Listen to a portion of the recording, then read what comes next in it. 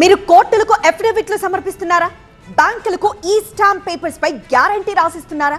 లేదా ఇతర వ్యక్తులకు స్టాంప్ పేపర్లపై పూచీకత్తిస్తున్నారా? అయితే జాగ్రత్త, మీ తప్పు లేకపోయినా మీపై మోసగాడు అనే ముద్ర పడొచ్చు. ఎందుకంటే ఏపీలో నయా తెల్గి ఖతర్నాక్ దందా బయటపడింది. ఆ తెల్గి దేశవ్యాప్తంగా సంచలనం సృష్టిస్తే ఈ తెల్గి ఏపీలో కలకలం రేపుతున్నాడు.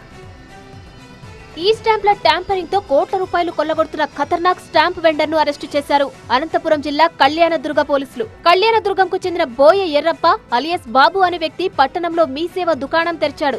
అతడి భార్య కట్టా భార్గవి పేరుతో స్టాంప్ వెండర్ గా లైసెన్స్ కూడా తీసుకున్నాడు.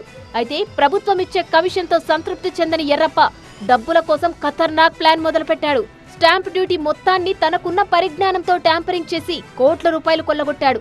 కళ్యాణదుర్గం ఎమ్మెల్యే అమిలినేని సురేంద్రబాబుకు చెందిన ఎస్ఆర్సీ ఇన్ఫ్రా ఇంటర్నల్ ఆడిట్ లో ఎర్రప్ప స్టాంప్ భాగోతం బయటపడింది. సాధారణంగా కోర్టులు, బ్యాంకులు, రెవెన్యూ వ్యవహారాలకు ఈ స్టాంపుల వాడకం కామనే. సాధారణ వ్యక్తులకు 100 రూపాయల విలువైన స్టాంపులతో అవసరం ఉంటే కోట్ల రూపాయల వ్యాపారం చేసే రియల్ ఎస్టేట్ సంస్థలకు లక్షల రూపాయల స్టాంపులు అవసరమవుతాయి. అదే తన మోసానికి మార్గంగా మార్చుకున్నాడు ఎర్రప్ప. రియల్ ఎస్టేట్ సంస్థలు బ్యాంకులకు ఇచ్చే గ్యారంటీలో ఉపయోగించే స్టాంపులను ట్యాంపరింగ్ చేశాడు. 100 రూపాయల విలువ చేసే స్టాంపును 1,00,000 రూపాయల స్టాంపులుగా ట్యాంపరింగ్ చేసి ఆ సంస్థలను బురడి కొట్టించాడు. ఎస్ఆర్సీ ఇన్ఫ్రా సంస్థను ఇదే విధంగా మోసం చేశాడు ఎర్రప్ప.